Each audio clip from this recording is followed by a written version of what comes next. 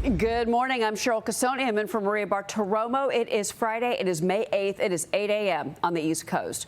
All eyes on next week's summit between President Trump and Xi Jinping as Washington and Beijing look to stabilize a relationship strained by trade, Taiwan, and the Iran conflict. Trade expected to be front and center, with both sides potentially looking to extend the current truce. The Iran conflict also likely to dominate the talks. President Trump expected to discuss China's purchasing of Iranian oil. China's foreign minister meeting with his Iranian counterpart, calling for a swift reopening of the Strait of Hormuz as Beijing moves to protect energy supplies. Meanwhile, the White House reportedly is inviting executives from companies including NVIDIA, Apple, and Boeing along on this trip. Joining me now, U.S. Trade Representative Jamieson Greer. Jamieson, it's great to have you on the program. Thank you for being with us. Happy to be here. Thanks for having me. So where do you see the biggest area for possible cooperation with China, despite the ongoing trade tensions between the United States and that country? It's important to look at all of this in the long history of U.S.-China relations.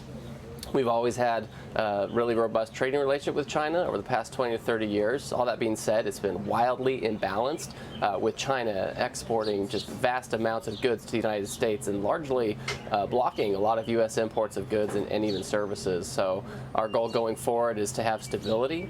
We think we can have a conversation with China about bottom line outcomes. You know, how much can we be shipping to them? How much should they ship to us? What kind of goods should those be?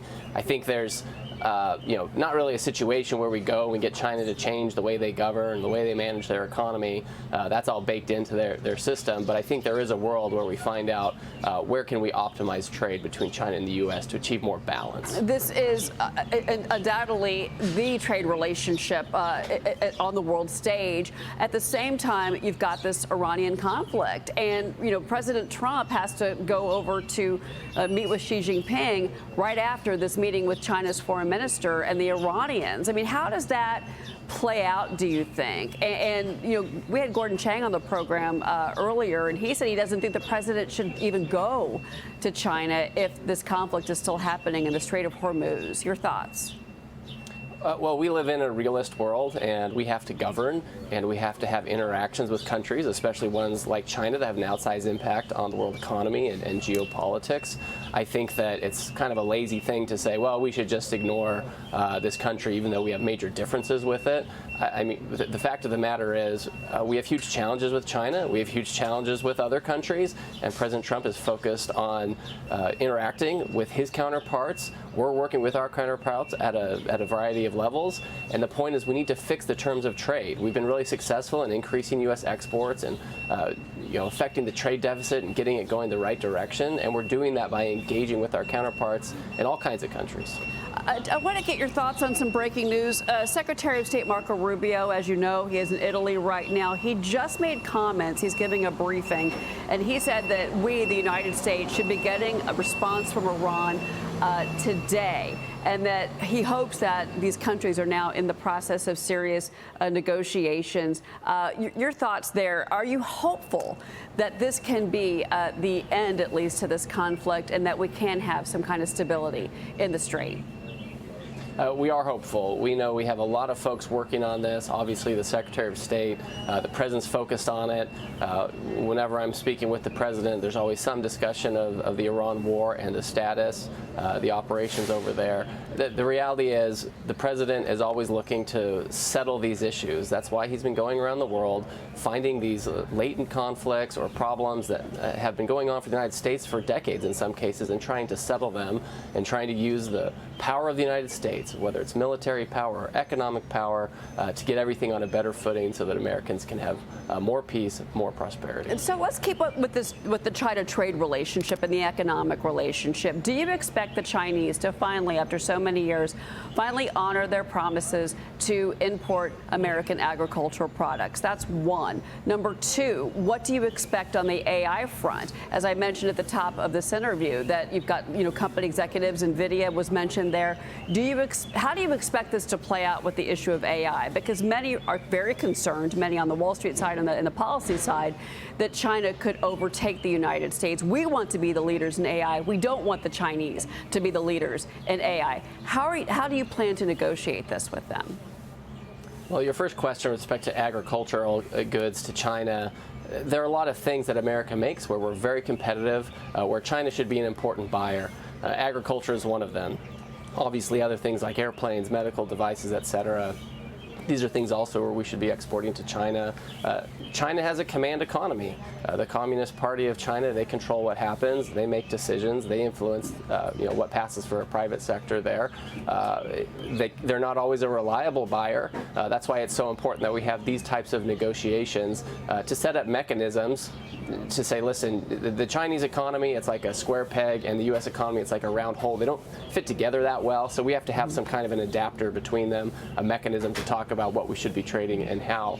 On your AI point, I mean, this is the technology of the future. We're seeing it used in all kinds of contexts, in manufacturing, in software development, in all kinds of jobs that are white-collar jobs. All kinds of countries are trying to get ahead of this. A lot of countries, they're very eager to be involved in the U.S. tech stack, as we call it. We're inventing the future. We're building it. We're working with partners who are interested in that kind of a future using the U.S. framework.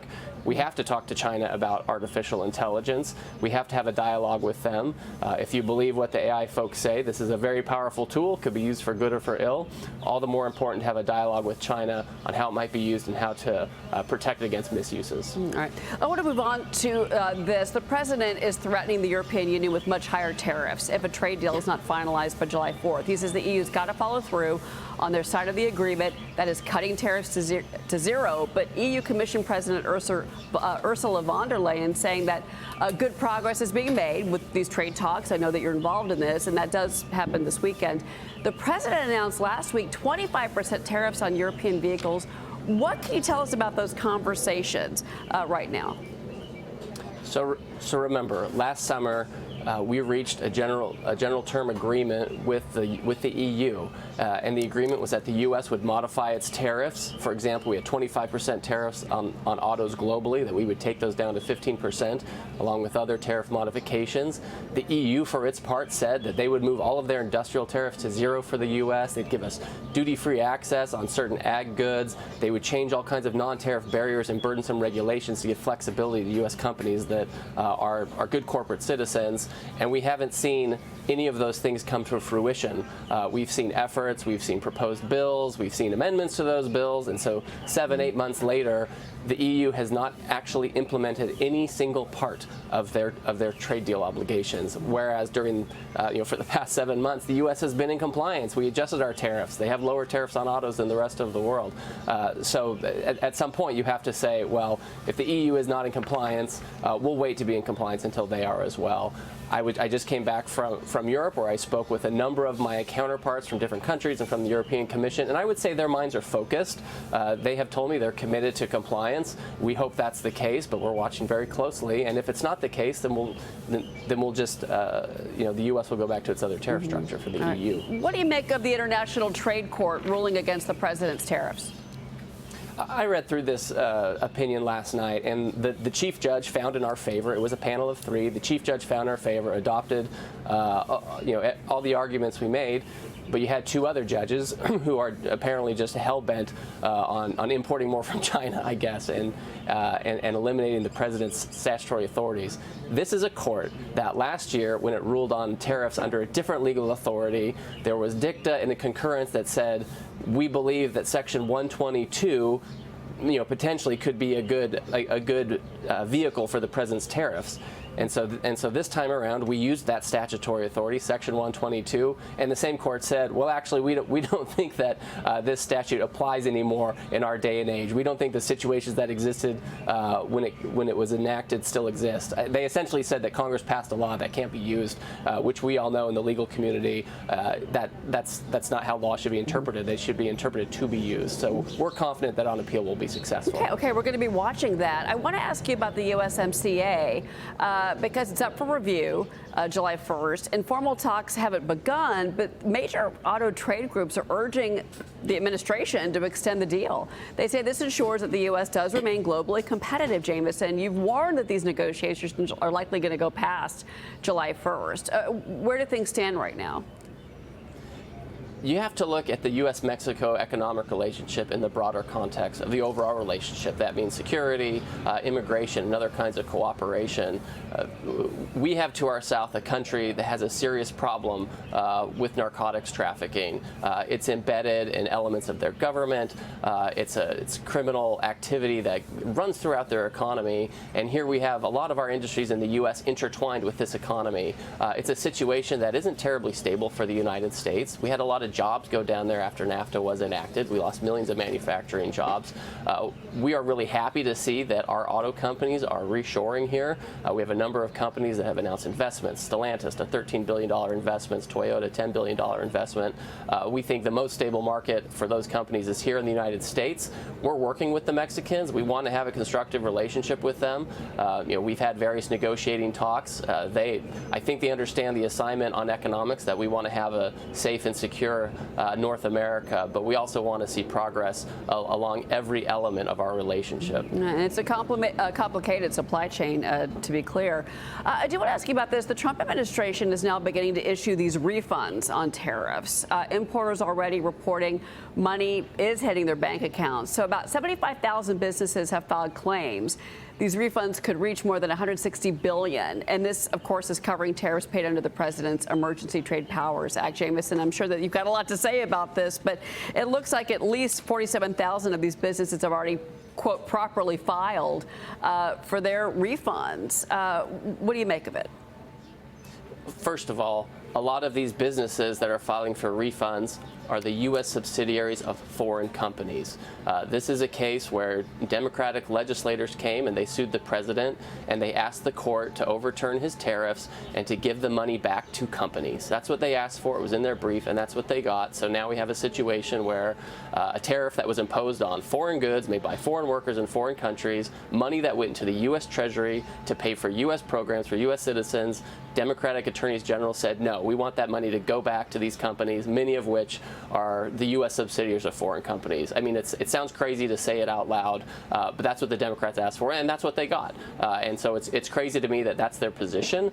President Trump is focused on having tariffs to protect our economy, to continue to incentivize manufacturing and reshoring, which is happening. We'll obviously follow the law and do what courts tell us to do, but his policy is not changing, and we are focused on shoring up the U.S. economy and manufacturing.